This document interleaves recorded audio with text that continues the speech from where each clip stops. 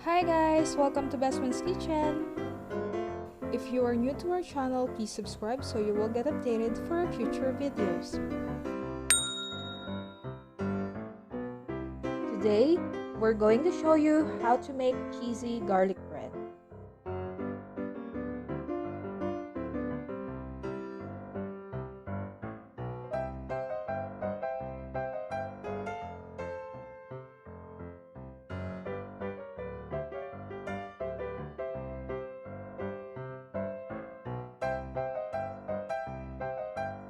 So here are the ingredients for this recipe.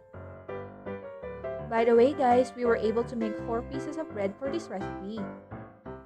But if you want to make large batches, you can just double the amount of each ingredient. Tara, simulan na natin!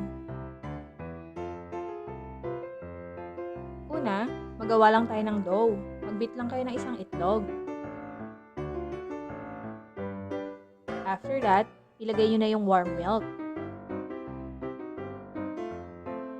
Pagkatapos, i-mix nyo lang ito hanggang sa maging well combined. And then, i-add nyo na yung instant dry yeast.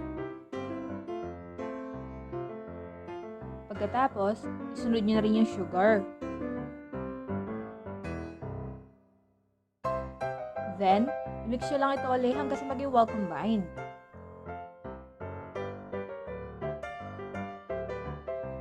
After that, i-add nyo na yung all-purpose flour at ang salt.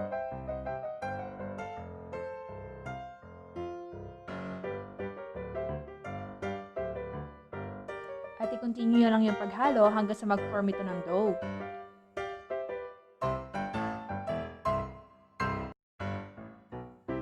Kapag nag-form na yung dough, i-cover nyo lang ito ng isang tela at i-rest nyo muna for 10 minutes bago kayo magmasa.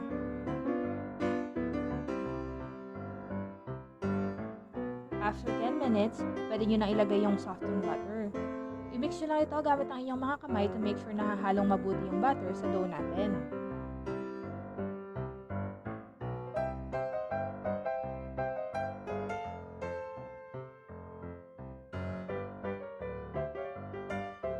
After that, i-transfer nyo lang yung dough sa isang flat surface at masahin nyo lang ito for 10 minutes. I-make sure nyo lang na i-dust nyo muna ng flour yung surface para hindi manikit yung dough natin.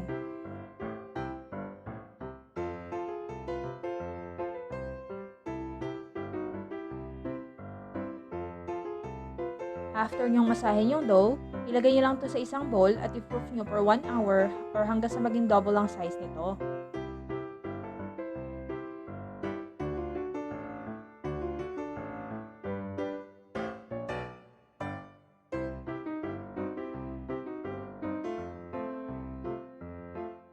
By the way guys, if you still haven't subscribed to our channel, please do so. Just click the subscribe button and hit the notification bell. Habang nagpapaalsa tayo ng dough, i-prepare muna natin yung filling. Sa isang maliit na bowl, i-combine lang natin yung butter, garlic, parsley, at ang salt.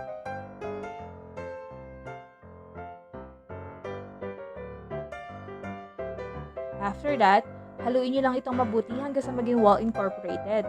And then, iset aside nyo muna ito. At ngayon, ready na yung dough natin.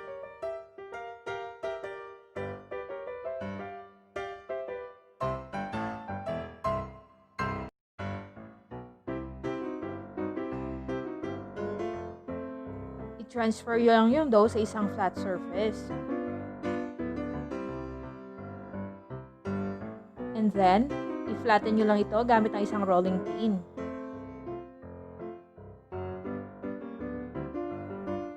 After that, i-roll nyo lang ito at gumawa kayo ng isang log.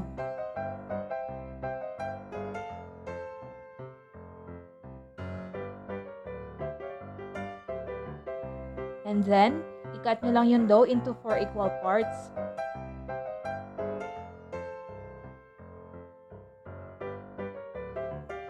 I-form nyo lang yung bawat isang dough na parang malilit na bola.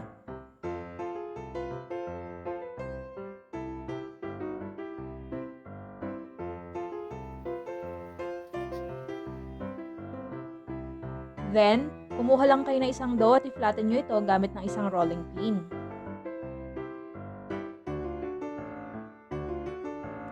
Pagkatapos, maglagay lang kayo ng generous amount of butter filling sa gitna.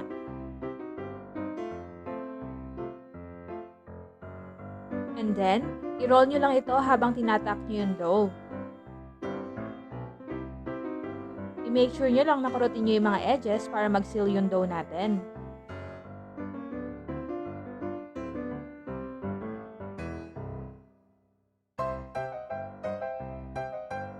After that, pagdikitin nyo lang yung magkabilang dulo.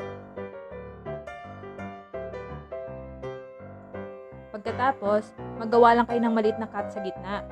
Pero siguraduhin nyo lang na attach pa rin yung dulo. Then, i-open nyo lang ito at gawin nyo yung same procedure sa mga natitira pang dough. Once done, ilagay nyo lang yung mga dough sa isang baking sheet at i-cover nyo lang ito ng cling wrap at rest nyo muna ito for 30 minutes.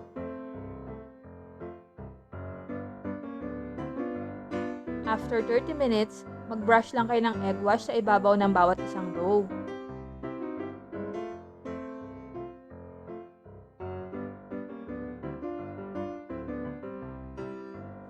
Then, maglagay na kayo ng generous amount of cheese.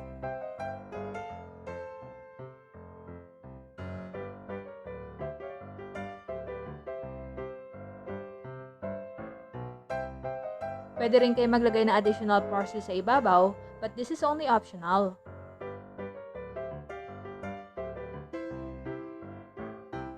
Then, bake it in a preheated oven at 180 degrees Celsius for 20 minutes.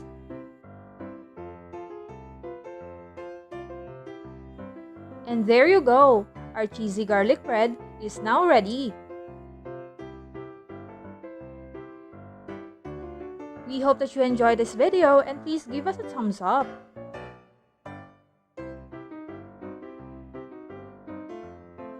You can also comment down below if you want to request recipes that we can feature on our next vlogs.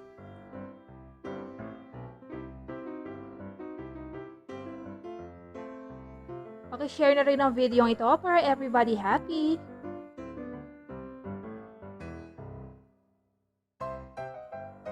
Thank you so much for watching.